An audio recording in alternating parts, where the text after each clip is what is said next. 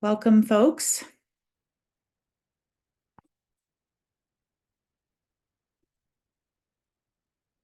Come on in. Drop your name in the chat as you come in and where you're from.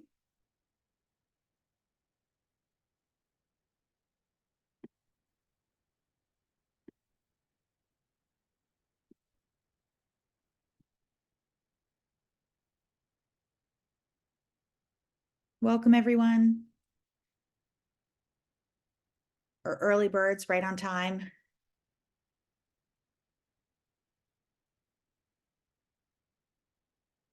Hello, Katie from Buffalo. Hi. Drop in the chat where you're from. Excellent. Thank you, Amy. If you're with an organization, go ahead and put that. If not, no worries.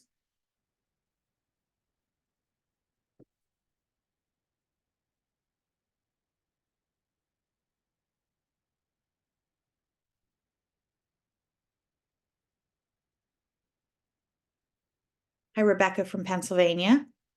I'm Jen from Pennsylvania. Nice to see you. I'm doing my romper room impression again. I can't help it. I'm sitting here staring at a screen. Oh, lovely. Kathleen, that's so funny. That's awesome to hear. All right, welcome, folks. Put your name in the chat where you're from as you come in.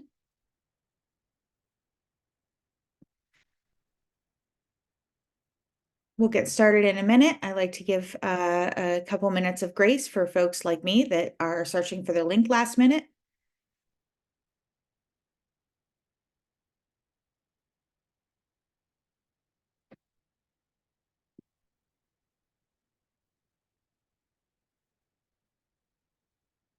Welcome, everyone.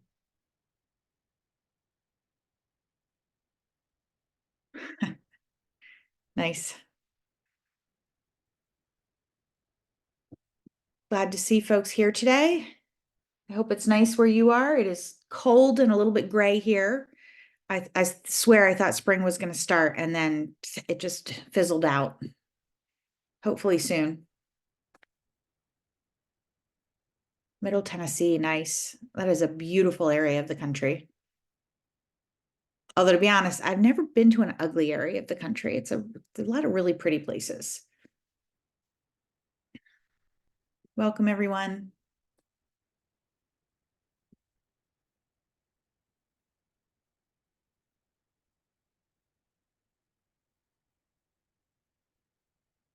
Welcome, folks. We'll give it about one more minute and then we'll get started.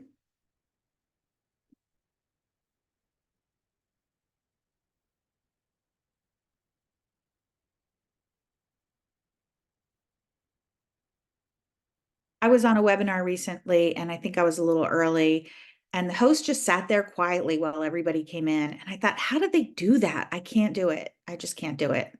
I have to babble incessantly. Welcome, folks. Okay. We will go ahead and we will start. Hi. We'll start with our initial slides and then we'll get going. So thanks everyone for joining us today. Today's topic, of course, is how to start a high impact food rescue. Just some housekeeping notes before we start.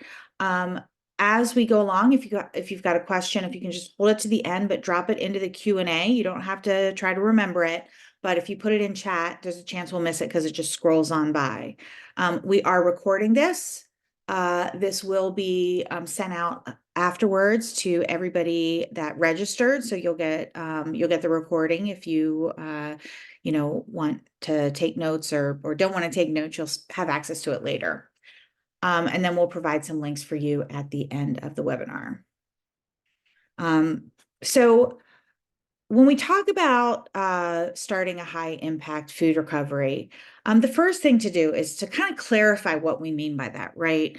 A lot of people, when they think about food rescue or food recovery, they think it's like a food pantry that goes and picks up one one day a week from their local grocery store and brings it back and then distributes it. And that is kind of, I mean, that certainly is a food rescue, right?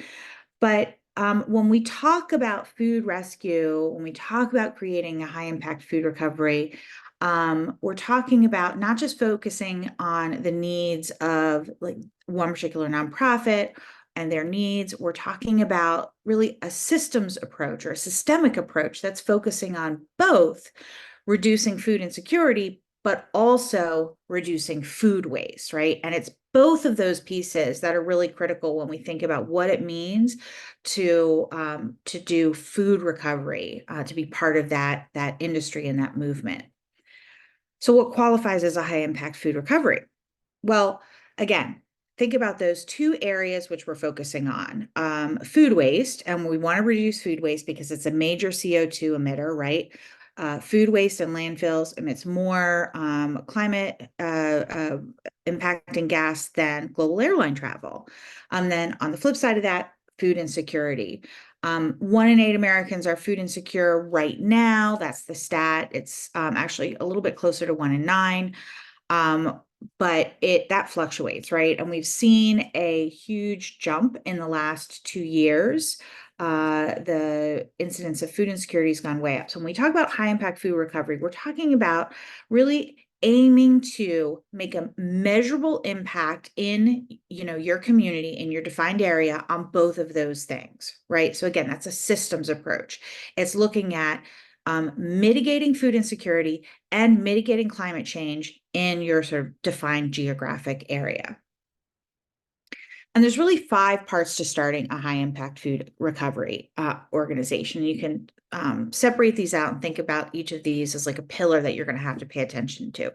And the first one is one that sometimes gets lost, right? And that is organization building, staffing, funding, getting your 501c3 status.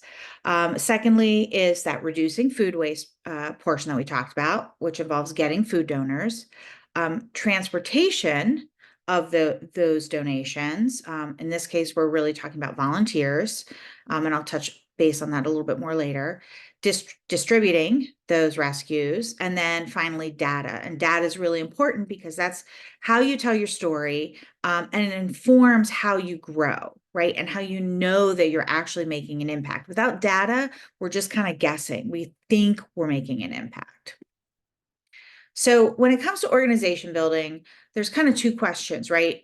First, do you want to create a new standalone 501c3 new organization, or do you want to nest within an existing organization, usually one that's focused on something like hunger relief, but not food recovery, a food pantry, for example, or an organization that has several food pantries?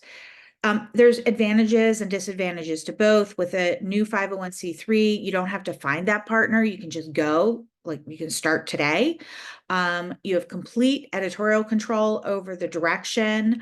You have an opportunity to build a board of directors that supports food recovery. Sometimes we see if it's let's say, for example, a pantry network that starts doing food recovery, there can be some tension there between the board that has been, thinking about food pantries as their main mission for sometimes decades, and now you're talking about food recovery.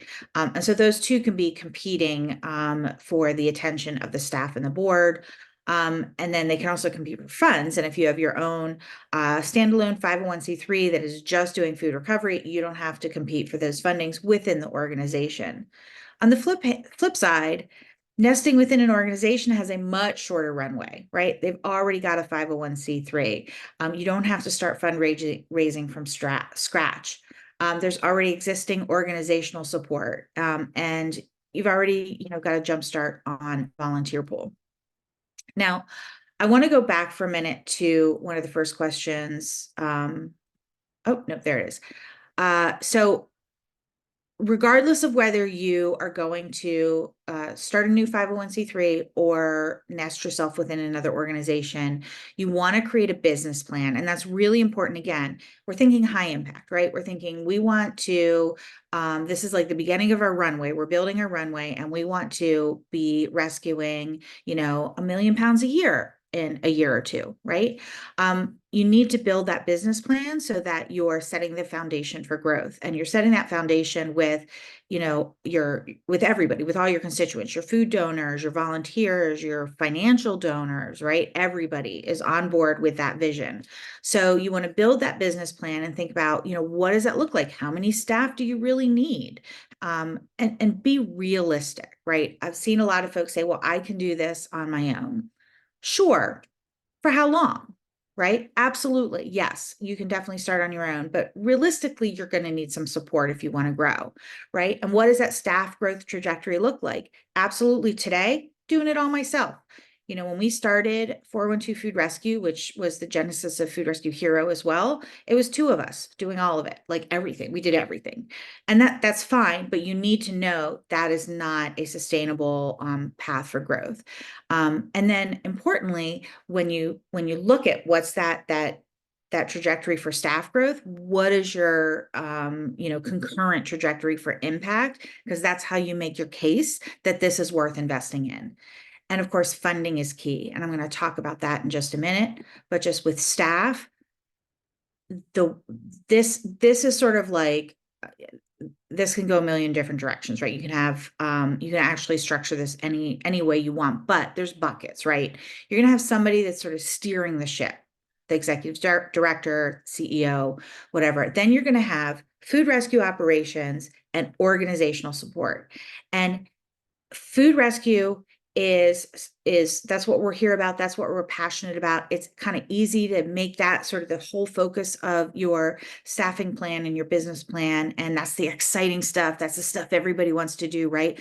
But you have to have that organizational support. You have to be thinking about, again, it can be a long-term plan. It can be in 2 years, we'll have this employee, but you need to be building towards that, because it is critical that you have a development staff. You have somebody that's raising money for you, that you have communications. And then there's all this other back-end support that comes with running an organization, HR, bookkeeping, et cetera.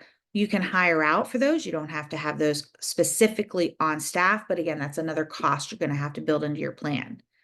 Within your food rescue operations, there's kind of 3 different buckets. And again, there can be more if you have other programs going on there, but generally, you need to manage your food donors, you need to manage your distribution partners, and you need to manage your transportation or your volunteers, right? And again, that can be one person to start with, but think about how are you creating a structure that is going to support growth and hiring in those areas, because that's the only way you're going to actually be able to really build an organization that can mushroom in its growth, that can really grow exponentially, so that in a couple of years you are rescuing those multiple millions of pounds.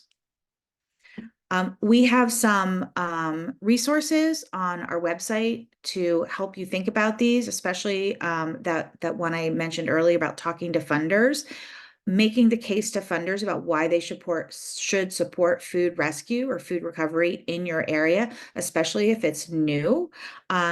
You need to sort of understand how food recovery is a systems approach, how it is different from what exists currently where you are, how to sort of make that case. And so we've got a lot of information on our website. You can go back and take a look at those if you're really thinking about how you want to talk to funders. There it is, Karen. We knew that was going to happen.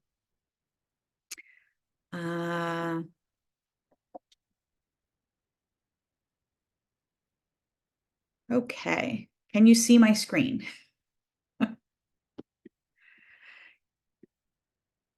Karen, this is why I should not be left alone to move my own slides, I swear. All right. Sorry, everybody. I was trying to pull my own weight today and move my own slides, and that just never works for me. Okay, so organization building.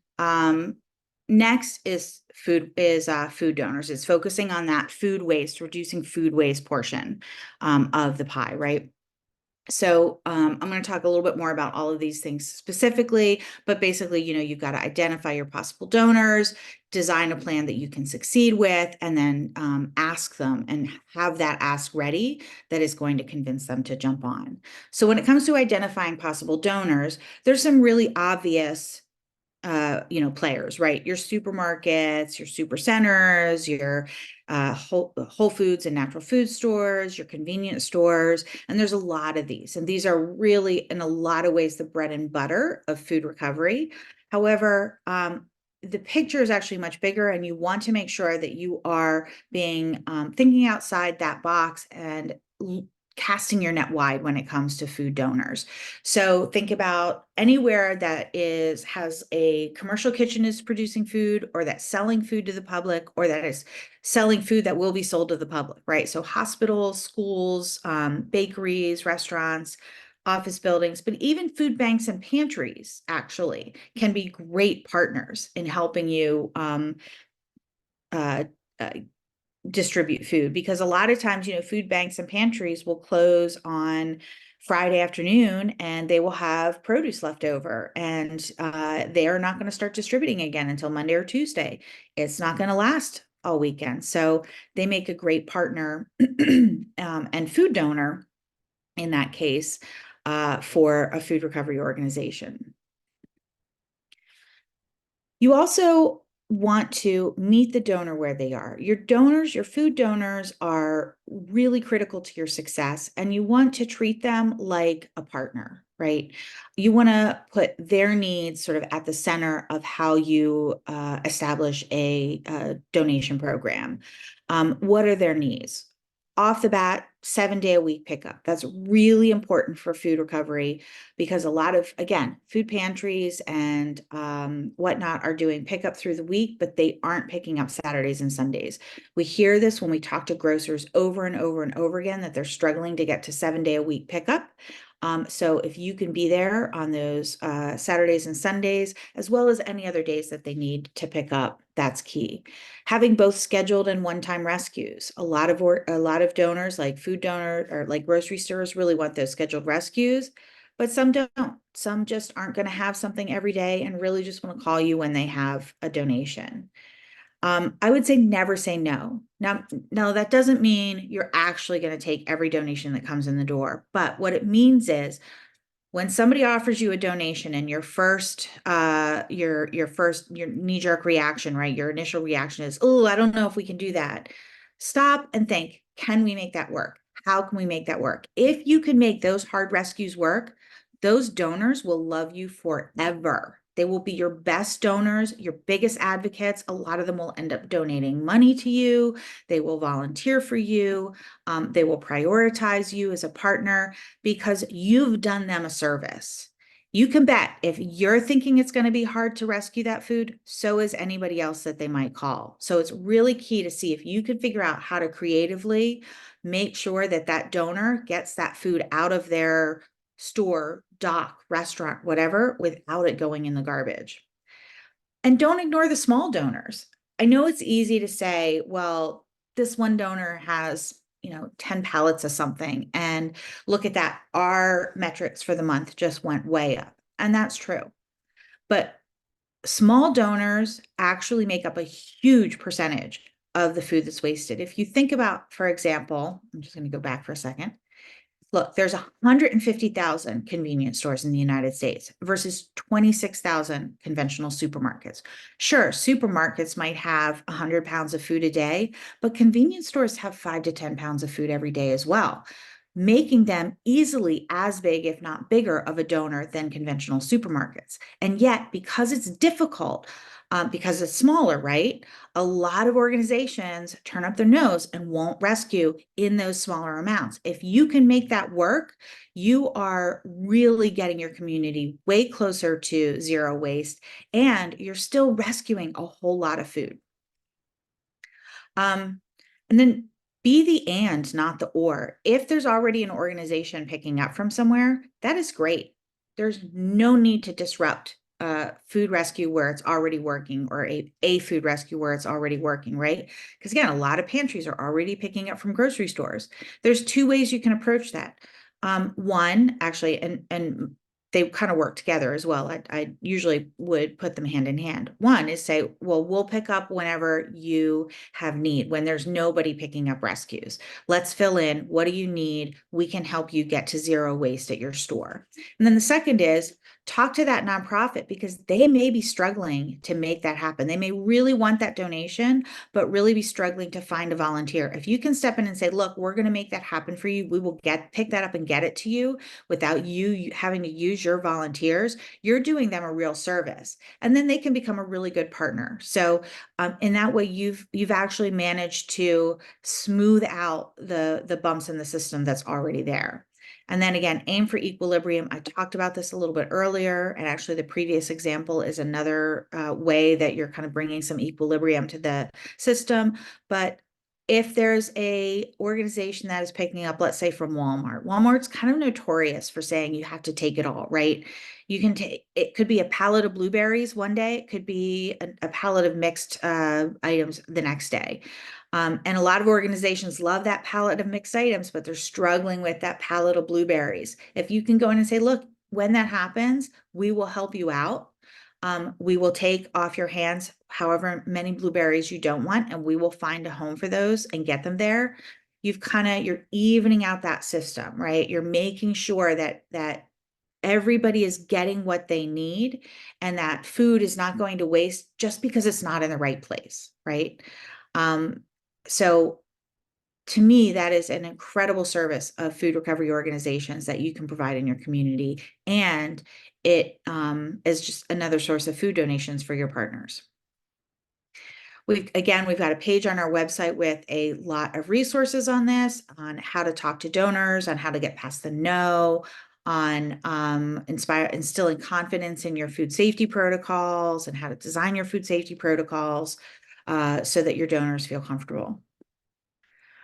And then distributing food, or I'm sorry, transporting food. So there's kind of two options there, right? And when you're starting a food rescue, I think a lot of people think fleet. I need a truck, right? And trucks are great for those big loads, the lots of pallets. You can rack up poundage really, really quickly with a fleet, right? But that there's a high bar to entry, right? Fleets are really expensive. And while a lot of funders may love to buy you a fleet, they're not going to maintain it as at the same rate, right? Fleets can be really expensive to run. And then you have to hire somebody to drive it. They break down, they need gas, et cetera. And it's not super efficient to run a fleet to pick up all of those small donations, for example. So volunteers is a great way to jumpstart your food rescue organization and efforts without the overhead of a fleet. And you can kind of add a fleet later as you get the opportunity. Using volunteers, it's highly flexible. It works really well in that highly distributed network that food is being wasted in, right? All of those convenience stores is sort of the perfect example, but all the other places as well. And it's great for the smaller loads, but you can actually fit a couple 100 pounds of food in even sort of a regular size car. So I know that at 412 Food Rescue in Pittsburgh and that some of the other Food Rescue Hero partners, they will manage even huge multi-pallet donations still with volunteers in their cars. And again, it's a really great way to jumpstart your food recovery organization without the overhead and logistics and management nightmare that a fleet can be. A lot of people say, where am I going to get my volunteers? Is anybody really going to volunteer? That's a lot of people. It is a lot of people. It does take a lot of people, but people show up. I love this quote from Mr. Rogers. He is a Pittsburgh native, and we have found this to be incredibly true. We have never really been short of volunteers here. When the pandemic hit, we actually had a boon in volunteers. So I think that you'll find if you try, it's really not too hard to get the volume of volunteers you want. Managing them is a separate thing, but getting them is super easy. So it's pretty easy. Just ask people to help. Put it out on Facebook if anybody uses Facebook anymore, or whatever social media that people are engaging in. Send it out by email. Ask people to volunteer. They will show up. But it's also really important that you make it super easy for them to help. Don't make it complicated. So when you design your rescue process and how you manage those volunteers and get them to take a rescue and assign them to a rescue and get them the information about it. Make sure you're looking at it from that volunteer's standpoint, much like we did with the donors. What do they need? What is easy for them? Now, obviously, you don't want it to take 2 hours of your staff time per rescue. So you're going to have to strike a balance. But automating what you can automate to make it really easy for yourself and the volunteers, while still making them feel that they're getting what they need out of the volunteer experience, is really critical. And again, we've got some resources on our website on managing and attracting volunteers. So we've thought about the logistics of pickup, of who our donors are, and the transportation. Now let's talk about distribution of all that food, because you're going to need more food distributors than you think. Guarantee. If you are ramping up food rescue, if you are creating a high impact food recovery organization where you are rescuing a lot of food that has not been rescued before in your community, you are going to need a lot of distributors. It is too much. It is too much food for pantries and shelters. It's fresh food. It spoils quickly. We know that there's limited hours for most existing pantries and shelters. Well, shelters are 24 hours often, but they also have a small, usually small bed number, right? So they're not going to take that much. But pantries, when we get out of our most dense urban areas, a lot of pantries are open once a month. So they're going to have 1 to 2, maybe 3 days a month where they can take fresh food. So you're going to need somebody who can take food right now, and you're going to need that every single day. Not tomorrow, not by appointment, but right now. That means you need a very large network of food distribution partners. So think outside the box, look outside the pantry, right? Think about places where people who are food insecure are going for other services, or think about organizations that are providing services to your target audience, right? So subsidized housing and housing authorities. These are great partners. There are people there 7 days a week, 24 hours a day.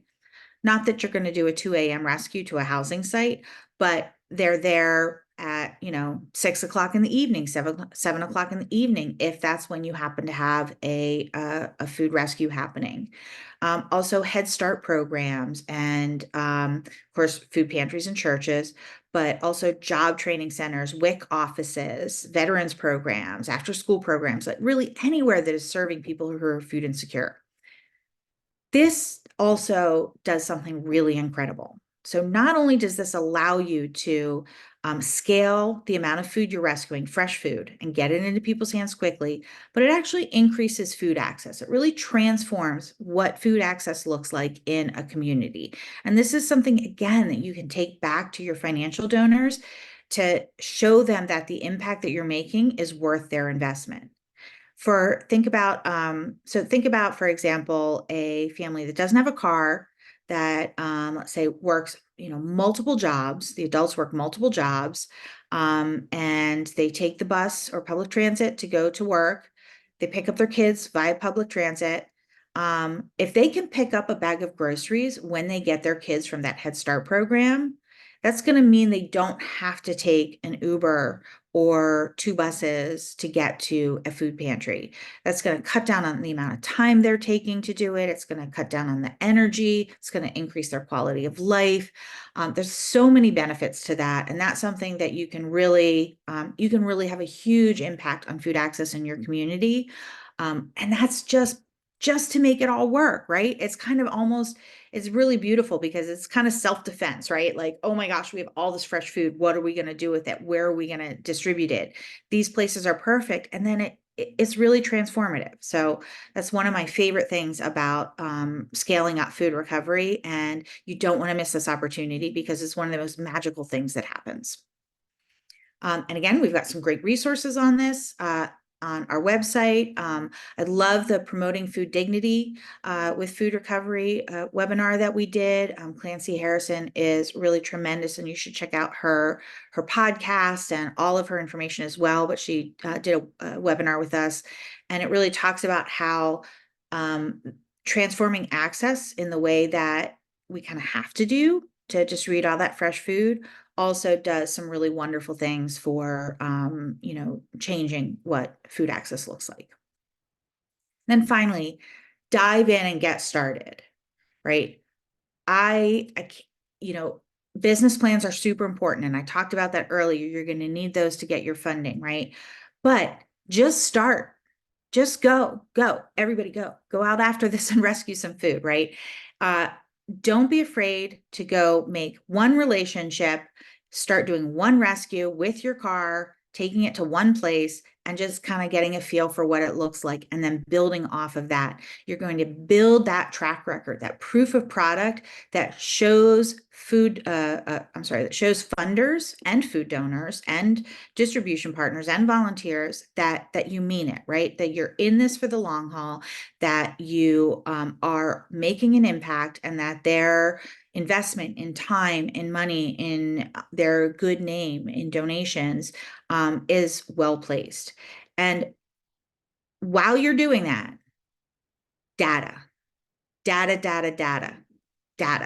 People forget about this. I forgot about it. I had to go back and reconstruct our first 6 months of rescues, and don't do what I did, because that was kind of a nightmare, and I'm sure I missed some stuff. But data is so important, right? Saying we rescued lots of food, it's not compelling, right? You need to be able to say, to quantify that. You can do it in pounds, 4.2 million pounds of food, but you can also use that data to paint a story. That's 3.5 million meals. It's like the food waste stat. Food waste contributes more greenhouse gases than global airline travel. That's data, but I'm painting a picture with it, right? So you want to start collecting that data so that you can talk to those financial donors, you can talk to the media, your volunteers, your food donors, and show them proof of product. Like, we're doing this. We want you to be part of it. So from day one, start tracking your data.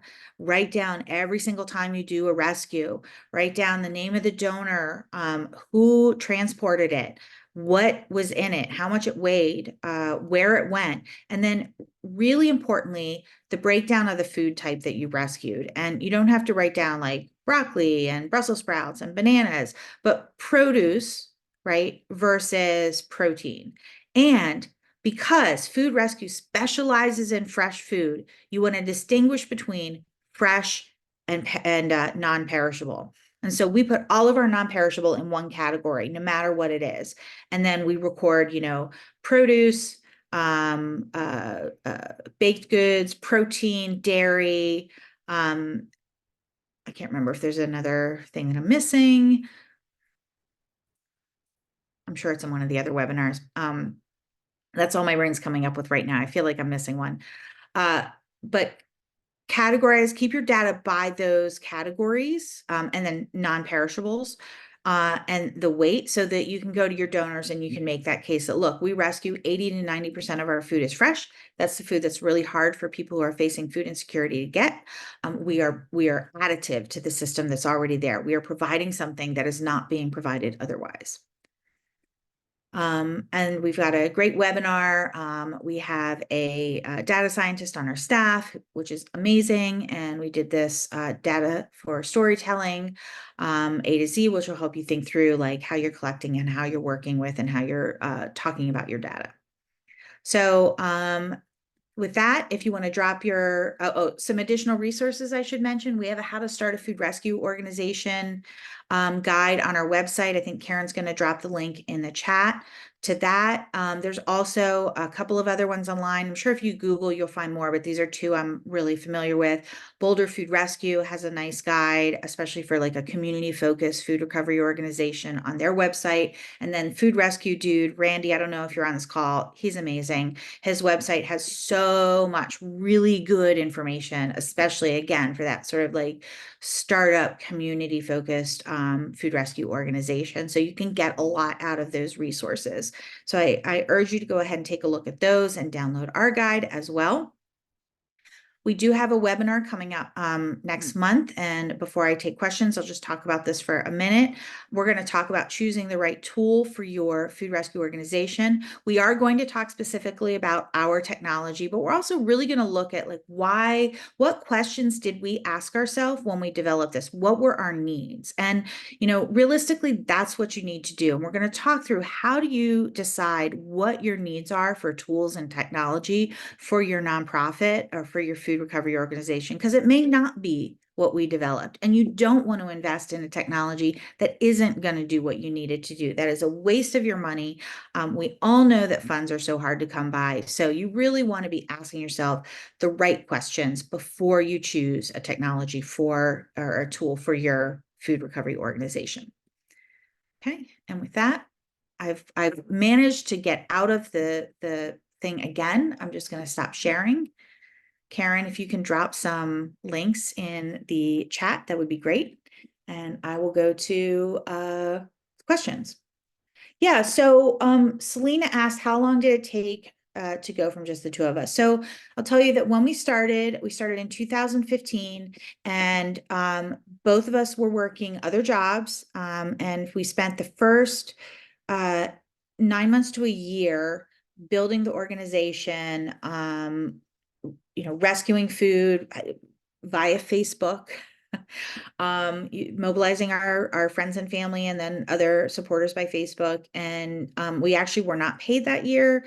We happened to be super privileged. I was working as a consultant. I own my own consultant company, so I was able to sort of carve out that time. It was a lean year, but I was able to do it. And it was after about the first year that we got funding to hire ourselves and others. You can potentially do it faster now. There's a lot more recognition of food recovery as a important and viable model for a nonprofit. This was 10 years ago, and there were not nearly as many out there. Sometimes it's hard. So Akila asked, sometimes it's hard to obtain consistent volunteers. Do you offer your volunteers anything such as gas cards, Starbucks, etc.? We do volunteer recognition events and we give away t-shirts and things like that, but we really don't. We do have a volunteer maintenance program. It has varied tremendously through the years, but we have never had an issue with having enough volunteers. Our app makes it is helpful, right? Because it's really easy for volunteers to participate. They just download the app and they can either take a weekly rescue or a one-time rescue, and it's very little maintenance on our part. But we've had volunteers, with the exception that occasionally we'll have like one rescue that nobody wants. It's a bad time, a bad location. There are those stinkers out there, right? You find yourself doing the rescue. But in general, we've not had a huge problem getting volunteers. That being said, let me say that there is churn, right? Without a doubt. Some come in, they do a handful of rescues, they hang out, maybe they do a ton of rescues for a month, 6 months, a year, and then they go on their way. So it takes consistency, consistent volunteer recruitment. We never stop recruiting volunteers. We are always, always, always looking for new volunteers to replace the one that moved, that started school, that got married, that had a baby, that whatever, for whatever reason, just fell out of love with rescuing food, got tired of it, we're always recruiting new volunteers. So that's why, when you think about those three things, right? Food donor relations, nonprofit partner relations, and volunteer relations, part of that volunteer relations job is to constantly recruit volunteers. What has our experience been with direct food deliveries to people's homes? So we have a very limited experience with this. We do home deliveries via the Food Rescue Hero app. We partner with other nonprofits to sort of vet those individuals, and make sure that everything is as it should be. I don't think it's a super rigorous process of vetting. It's like, do you need food? Do you really need, are you there? Are you going to be there? Are you going to, take the food off the porch, that sort of thing. But we do work with other organizations to do that. And when we have an individual that comes in through, and this is at 412 Food Rescue, I should clarify. Some of our other partners that do home deliveries, I mean, they all work through other organizations, but in terms of funneling individuals, we do actually match individuals with organizations as well. So if somebody comes to us and says, I need food, I can't get to a pantry, we will find somebody locally that we're doing home deliveries with that we'll match them with. It's really was designed during the pandemic to overcome that specific barrier and is still limited to folks who have some sort of barrier to getting to another distribution site. And I should add, because we work with housing sites, right? And that may be what you're asking about. So we work with housing sites. We actually work with the management of the housing sites and then resident volunteers at those sites to distribute the food. So we go to the site, we drop it off in the common room, and then their staff and volunteers are managing it. And we've had a spectacular relationship there. In our organizations that are working with housing authorities, both in Pittsburgh and in other cities, those are really strong and fruitful relationships. Do we provide certificates for high school students and college students who get credits for volunteering? Yeah, we absolutely, we've had a lot of students. We've had some people that are doing community service, that are doing food rescues, always to a nonprofit or, for nonviolent offenses. I'm aware that there's issues there, and we're cognizant of that, but I think that's great. And usually what we recommend is that, you count one rescue as an hour, because it's about that, right? And so just look at the number of rescues they did and call that an hour. And if they need 80 hours of service, 80 rescues.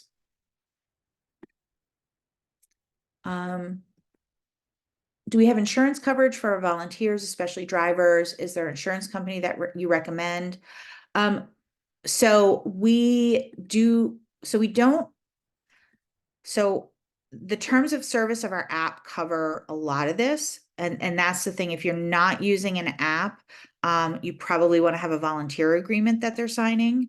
It's embedded right into our technology. So as soon as they download and accept terms of service, they're accepting that. So they are responsible for their own car insurance. They're, asserting that they're licensed to drive. We've had a number of lawyers look at this. Oh my God, the number of lawyers that have looked at this. We do have general liability coverage, which covers if, I don't know what it covers, to be honest. But it does cover some like volunteer incidents. But in general, having a really good term of service and volunteer agreement is key. Do I have advice for someone trying to start a food rescue organization? I mean, I think my number one piece of advice is to start doing it. Just don't let the vision of what a fully formed, birthed, grown-up food rescue organization looks like stop you from starting now, because everybody has to start somewhere. And like I said, when we started, Leia was doing a lot of the business plan writing and doing a lot of the, conversations with funders. And I was out there picking up food and talking to donors and looking for nonprofit partners. And so we really just started before we were even, I think wasn't before we had a 501c3, but before we were too far out of the door with our 501c3, we were rescuing food. And you learn so much by doing it, right? You learn what works and what doesn't work, and you know what you're asking your volunteers to do.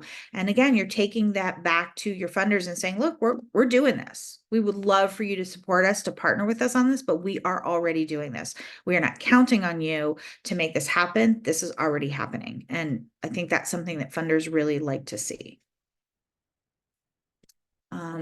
What's a good suggestion for a donor to recipient pipeline to get started? Uh, so to get started, again, I recommend just like jumping in, getting one donor for 1 or 2 rescues a week, and kind of experimenting with that, seeing if you can find volunteers. This is something I didn't say earlier, but when I talked about making a plan that you can succeed at, that means don't sign up like 20 donors and promise them all you're going to start next week unless you're going to go do 20 rescues, right? You want to make sure that you are not letting your donors down and you're not letting your nonprofit partners down. So you want to start kind of slow, and make sure that you can fulfill the promises that you're making. After that, I would say most of your rescues are going to be, I would start out with most of your rescues being planned, scheduled, like we're going to pick up at this grocery store every Tuesday, so that you don't have to worry about placing those rescues. But I would try to get yourself one flexible partner, recipient partner, nonprofit partner, like one housing site, one, you know, even a shelter, if you're really new and starting out, is good, because you are going to get, as soon as people hear that this is happening, you're going to get donations. You're going to get ad hoc donations, right? So you want to be able to have somebody to call and say, oh, hey, can you take this food that I have, right? So once you get started, and you get rolling, that ratio is going to kind of build itself. You're probably going to have more distribution partners than you need once you realize, okay, once you start looking outside the box, and once you think about, okay, we're going to work with maybe housing or health clinics, something like that. That's going to be the easy part, right? But do make sure that as you bring on a donor, you know what the plan is to get that food picked up and delivered. And I talk a lot more about this in some of the other webinars that we do. Any other questions? I think that got all of the questions. I see a lot of comments in chat. I see some of them are Karen dropping in links. So make sure that you take a look and go in there and you grab those links. There's all the webinars that I mentioned in the presentation are in there. The links to the food guides, how to start a food rescue guides, are in there. Go ahead and pull those. I see that there's somebody that's looking to get in contact with me. Yeah, you can, oh, there we go. Karen dropped in the link to click on if you want to meet with us. Also, if anyone is going to, oh, did you cold call? One more question. Did you cold call or send emails to obtain your food donors? Cold call. They don't read emails, especially when you're talking about like grocery stores. They're super busy. I'm pretty sure that we cover this in one of the webinars, so definitely go take a look at the food donor webinars. But make sure that when you go into a grocery store, if they tell you that they're too busy to talk, you walk right out the door, right?